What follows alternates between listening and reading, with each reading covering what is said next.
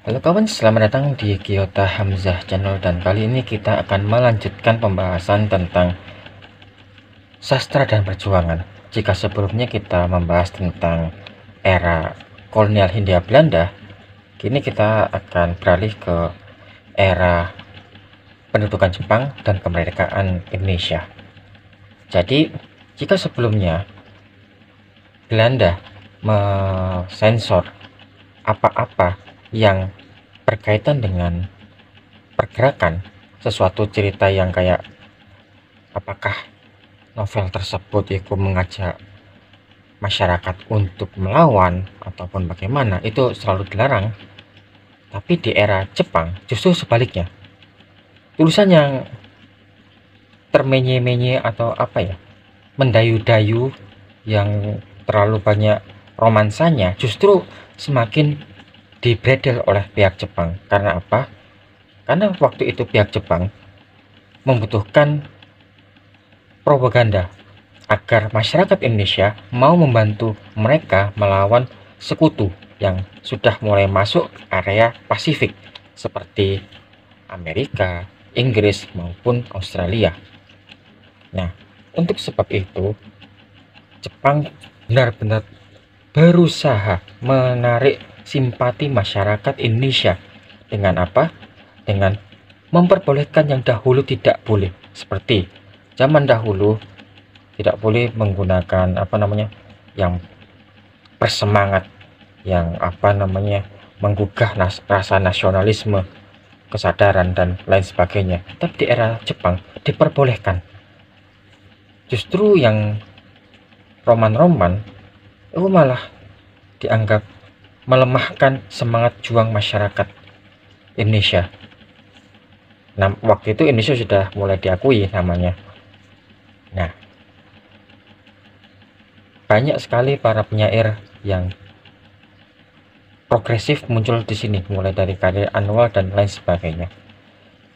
Nah, puisi-puisi, cerpen, novel yang bernuansa nasionalisme muncul dengan banyak sekali, dan mereka menjadi pelopor untuk membuat masyarakat Indonesia mau berjuang. Ada yang daftar menjadi anggota PETA, ada juga yang mendaftar menjadi Heihu, ada juga menjadi tentara-tentara sukarelawan. Mereka ingin bersemangat membela tanah air dengan apa yang mereka bisa. Dan salah satu alat propaganda yang paling mudah adalah menggunakan cerita-cerita. Nah, penggunaan cerita inilah yang kemudian membuat masyarakat semakin berkobar. Dan inilah yang membedakan antara tentara yang ada di Indonesia dengan tentara yang ada di Belanda. Itu sangat berbeda. Bukan Belanda sih, rata-rata negara-negara barat itu agak beda. Karena kalau di Indonesia menjadi tentara itu adalah pilihan, karena mereka ingin membela tanah air, ingin berjuang melalui mengangkat senjata. Tapi kalau di barat, mereka wajib militer, dipaksa. Mereka yang ogah-ogah pun, tapi karena usianya mereka produktif dan dianggap cocok, akhirnya mereka disuruh wajib ikut militer. Dan terjadilah banyak sekali para remaja ataupun pria yang waktu Indonesia merdeka, itu tentaranya adalah orang-orang yang tidak mau berperang tapi dipaksa berperang. Mulai dari agresi Belanda 1 maupun agresi Belanda 2, rata-rata adalah tentara sukarelawan, atau bukan sukarelawan ya, dipaksa untuk ikut berperang. Sedangkan orang Indonesia, akibat propaganda dari Jepang, mereka siap dengan apa saja, bahkan dengan sesuatu yang kurang, entah persenjataan ataupun perbekalan, mereka bondo nekat. Pokoknya berangkat, mau jadi tentara ataupun tidak. Walaupun pada akhirnya hal tersebut juga lah yang menyebabkan pemberontakan pasca pengakuan Indonesia oleh Belanda di tahun 1949.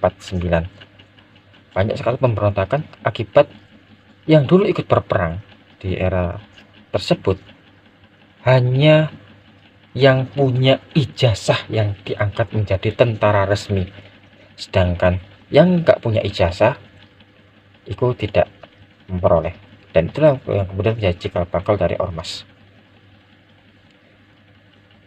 Dampak dari sastra itu sangatlah kuat, walaupun banyak yang tidak menyadarinya.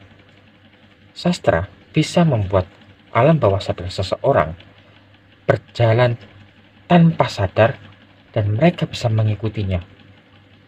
Oleh sebab itu, di negara-negara yang sudah maju, seni itu benar-benar diperhatikan. Tapi di negara yang masih berkembang, seni hanyalah alat propaganda yang digunakan oleh penguasa agar mampu membuat masyarakat tunduk dan terima apa adanya.